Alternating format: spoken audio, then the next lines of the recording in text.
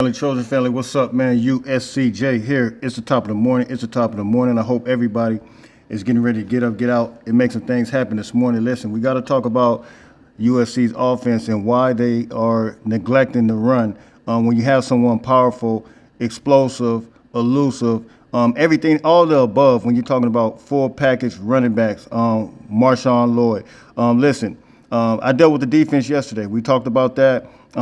We dealt with the Alex Grinch situation. We understand that. We got a full perspective. We're not going to take a whole week up and continue to talk about that. Look, everybody knows that we're not putting anything on the players. It's all about coaching and make sure the coaches execute, help these players execute every play after play. Now, when you look at this game, I started to go into some numbers, and I looked at Utah. I went back and I looked at Utah's, and we'll get into that as well. All their game rushing-wise, and Marshawn Lloyd by far was the most effective running back playing against Utah. Why we continue to neglect the run is absolutely it's baffling to me. I don't get it. Like, what are we trying to accomplish by not running the ball? Like, what kind of stat are we looking for? When you're talking about controlling the clock, being that Utah had the ball, I believe, for 35 minutes. We had it for 24 minutes. What about controlling the clock that we don't understand? It's painful because you guys already know. On paper, USC by far has the best players. That's number one.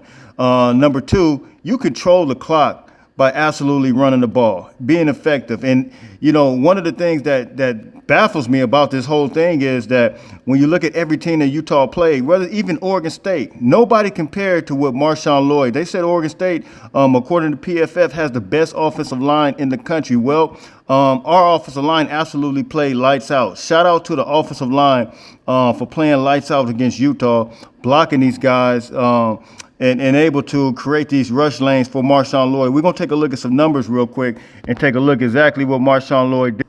And real quick, we're just going to see a couple of runs, man. Marshawn Lloyd was extremely powerful. He was explosive. This was like a 43-yard burst. Marshawn Lloyd was able just to get out there and move and groove. But you look at how explosive he is. You look at what he was able to do. And to all those who said the offensive line had a tough game, they had a tough game against Notre Dame. But look, whatever it is, they corrected it. I mean, I seen the spacing in between, how they had those guys lined up, and they absolutely was able to block. And you see Marshawn Lloyd here, the rush lane was, and look, I mean, he creates his own issues for the defender when he get out in space. I mean, he's extremely strong. His lower body, his foundation is good. And you telling me you cannot see the effectiveness of this guy and how powerful he is once he gets out there in space, and the rush lanes were open, and, to suggest and say that our offensive line is not blocking, man, I'm just not buying it. We got to change the tendencies. And this is per Joe Clyde.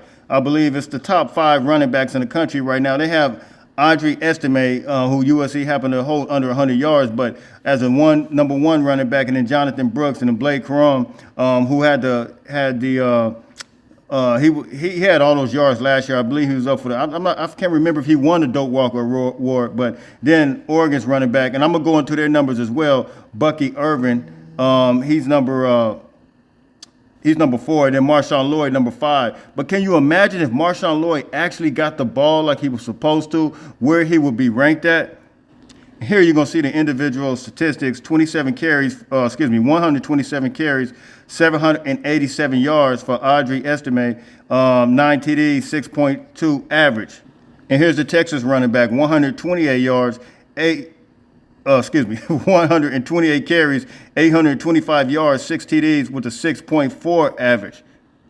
And then you see here Blake Corum, 111 carries, 605 yards, 13 TDs with a 5.4 average. And then here's Bucky Irvin, 87 carries, 649 yards, 7 TDs with a 7.5 average. And Marshawn Lloyd with the least amount of carries on this list, 82 carries, 651 yards, 6 TDs, 7.9 average, and he has the best average of all these running backs. And you telling me we cannot continue to run him? Like, why do we not? To me, one of the most frustrating things of this season has been that the neglect of him. And I thank God Marshawn Lloyd, I believe they got him. I think he had a medical red shirt You know, you you kind of want to know, you hope he comes back. I mean, this guy is extremely explosive, but to have somebody like him, and I'm gonna take a look at some numbers as it relates to Utah, some teams that face Utah, and with USC, how effective they were with the run game. And you see here, I'm just gonna go through it real quick. Utah versus Baylor. Their running back D. Richardson, 14 carries for 77 yards, doesn't even come close to what Marshawn Lloyd was doing. And here you're going to see Florida versus Utah, 6 carries, 45 yards. And that was pretty much, and I think, excuse me, I'm sorry. That's NTN. NTN, 7 carries for 25 yards. That was Florida's running back. I mean, he was absolutely lost in the sauce. But you see, they were not effective as it relates to rushing the ball either. And you see here, UCLA as well. 11 running back, 11 carries. T.J. Harden, 11 carries, 31 yards. That was all they were able to put up against Utah. And then here you see Oregon State. Oregon State's supposed to have the best offensive line in the Pac-12, but Utah pretty much shut their run game down as well. 16 carries. D. Martinez, 16 carries, 65 yards, 1 TD. That's what they did against Utah. And you're going to see here, Cal's running back, Jaden Alt, 8 carries for 46 yards against Utah as well. And then you see here, it's going to be Marshawn Lloyd, 7 carries for 86 yards, 1 TD. 7 carries for 86 yards, 1 TD. This was all in the first half. And then we came out in the second half, only had 2 carries. Can anybody please explain this one to me? So I'm trying to process this in my mind as to not only did we score the most points against Utah, which was 32 points, but we had an opportunity to really, and the way that game was going, if you looked at it, it looked like USC was getting ready, because that's not even including what Zachariah Branch did, not just the kick return, but he had a little rushing yard, a little toss sweep, end around, whatever that was, that he had, and he had a touchdown. Caleb pitched it to him, faked it to Marshawn Lloyd, then pitched it to Zach Branch. And you guys, I don't know if you guys remember, I had some keys to winning this game, which was run Marshawn Lloyd, and however we can utilize Zach Branch in the backfield, which we did, but for whatever reason, we just stopped. You know, I was always told if it's not broke, then don't fix it. If it's not broke, don't fix it. Why do we have to get away from it? Like, what about the effectiveness of that run that wasn't working in your mind that you had to revert back to trying to attempt to pass it, and then to not go back to it? To me, that is deeply disturbing. That is not a defensive issue. That is not a personnel issue. That is a coaching, play calling issue. So at this point, there's some things that I have questions about. And you guys can tell me, I mean, is the Cliff Kingsbury, is the experiment over? I'm not sure. If I don't even know if Lincoln Riley is calling the plays. I don't know who's calling the plays, but at this point, I kind of want to know, is that experiment over? Because at this point, it seems like our offense is really, they're regressing from the standpoint of creativity and just basic fundamental, just smash mouth football. That's all we need is smash mouth football at this point. I don't think we need anything extravagant. I think you just run it down and throw. If you're doing it and you're effective, why not continue to do it in order to have success, man? You guys can hit me in the comments. You guys can tell me what you think.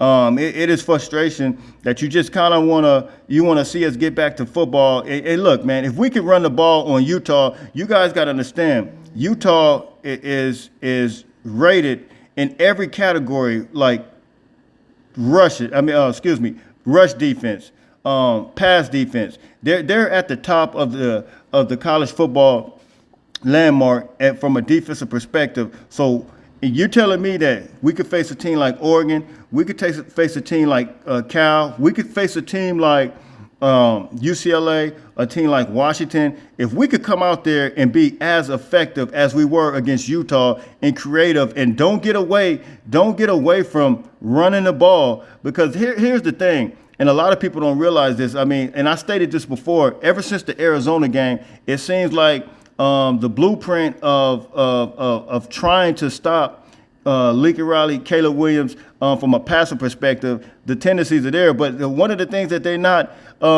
probably not going to expect us to do is continue to run the ball. Why don't we make a decision to make a choice and choose otherwise and say, let's be consistent with running the ball? What else do we have to lose at this point? Because at this point, if we went out, USC can absolutely still play in the Pac-12 championship. When you look at Utah having a loss against Oregon State, when you look at Washington State having a loss, Oregon has a loss, and who knows, what's going to happen with the Oregon versus Utah game this weekend. USC can be absolutely, if Oregon beats them, USC could be still in the driver's seat. But we have to, as a coaching staff, really come to grips and say, look, man, if you're looking at the film, if you're reevaluating the film the day before or Monday, whenever you decide to do it, I think the USC could evaluate, look at this and process this information and say, look, all we got to do is try to come out there and run the ball, smash mouth football. We know the Heisman race pretty much. When you look at the Heisman odds, Caleb is now what they consider to be out of it. We're not playing for a Heisman at this point.